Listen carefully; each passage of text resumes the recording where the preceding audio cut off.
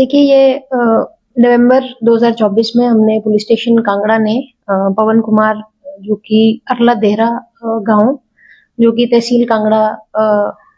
Police station Kangra के अंतर्गत आता है, इसको अरेस्ट किया था 26 ग्राम हेरोइन के साथ। तो ये व्यक्ति जो है इसके ऊपर पहले ही 5 केसेस एनडीपीएस एक्ट में ओवर द इयर्स दर्ज हुए थे और इलाके में ये सूचना थी कि कांगड़ा जो क्षेत्र है वहां पे ये लार्ज लेवल पे चिट्टा की स्मगलिंग करता है, पेडलिंग करता है और इसका एक नेटवर्क में 10-12 और पेडलर्स को यूज करके ये व्यक्ति जो है पूरे इलाके में और नगरोटा भगवान तक इसकी सप्लाई जो है चिट्टा की जाती थी। इसके साथ ये भी सूचना थी कि इसने कुछ घर और आर्टिकल्स जो हैं इस इलीगल धंधे से बनाए हैं। इस पूरी रेड में जब इसके घर पे रेड की गई थी तो हमने इनके कैश और साथ में गहने जो है पुलिस द्वारा सीज किए गए थे, जिनकी वैल्यू लगभग 18 लाख रुपए की थी। उसके बाद जो है इनकी जब फाइनेंशियल इन्वेस्टिगेशन हमने आगे बढ़ाई तो 2 घर जो है इस व्यक्ति द्वारा इसके नाम पे मिले जो कि इलीगली बनाए गए थे और उनका इवैल्यूएशन करने पे लगभग 90 लाख की उनकी वर्थ जो है डिसाइड हुई थी। इसको जो है एसएचओ कांगड़ा के द्वारा जो है फ्रीजिंग ऑर्डर पास किए थे इन एसेट्स पे और फिर हमने इसकी कंफर्मेशन के लिए जो कॉम्पिटेंट अथॉरिटी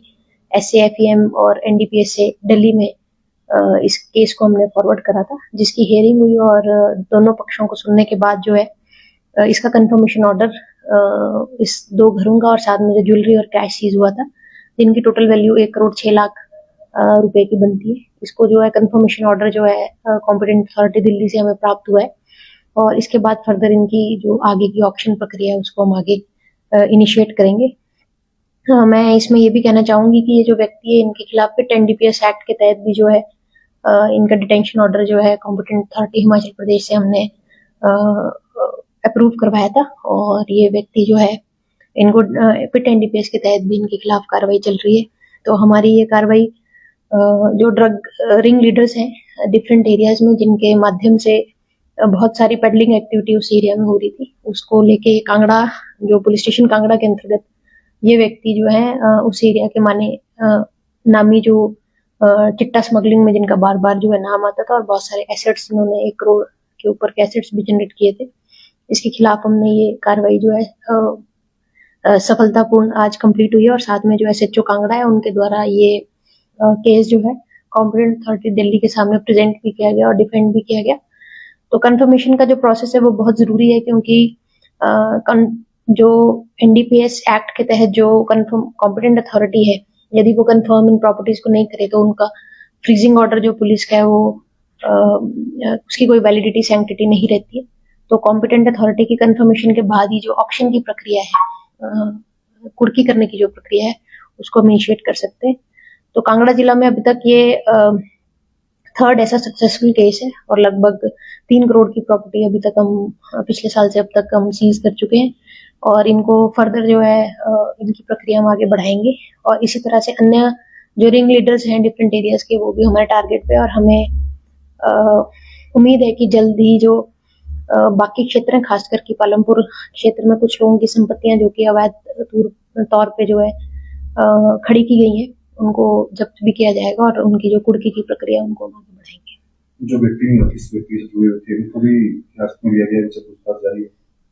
देखिए ये जो यदि आपके ध्यान में रहेगा तो पिछले साल हमने एक लिस्ट बनाई थी जिसमें सभी क्षेत्रों के जो पेडलिंग नेटवर्क्स हैं उनको समझ के एक ग्रुप तैयार किया गया था कि कौन सा ग्रुप किस एरिया में किस तरह से चलता है। तो ग्रुप के सभी लेवल्स पे जो अरेस्ट ऑलरेडी हो चुके हैं, पवन के नेटवर्क में भी जो अन्य लोग थे उनको ऑलरेडी पुलिस जो है चिट्टा के साथ अरेस्ट कर चुकी है।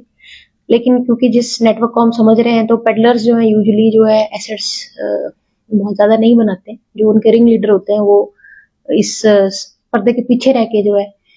इस तरह की गतिविधियों में संलिप्त रहते हैं और बहुत ज्यादा ऐसे फाइनेंशियल एसेट्स भी क्रिएट होते हैं। तो पेडलर्स को पकड़ने के बाद जो उनके रिंग लीडर्स हैं उनको टारगेट किया गया और इसी सिलसिले में पवन जो है कि कांगड़ा का एक मेन एक चेन सप्लाई नेटवर्क का सेंटर पॉइंट था और जो कि पंजाब से जो है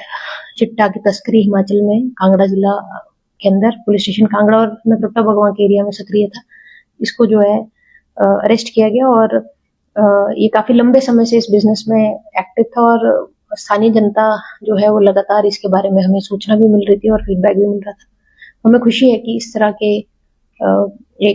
जिस तरह से कहते हैं कि जो नेटवर्क का रिंग लीडर है उसको हम पकड़ पाए, और ना ही सिर्फ उसकी अरेस्ट हुआ बल्कि उसकी संपत्तियां भी जो है कंफर्मेटरी हमने ऑर्डर उसमें लिया है, और आगे की प्रक्रिया हम इसमें आगे बढ़ाएंगे।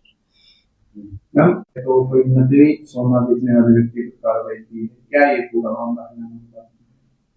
देखिए, कुछ समय पहले एक व्यक्ति जो है उनको कुछ लोग मिले, जो कि ऐसे बताया गया कि राजनाथ बस स्टैंड में ही उनसे उनका मिलना हुआ,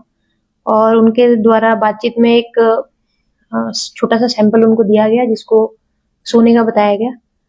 वो व्यक्ति का विश्वास जीतने के लिए वो जो सैंपल दिया गया था वो जब टेस्ट करवाया गया तो वो सही पाया गया, तो व्यक्ति जो है उनके भरोसे में आ गया,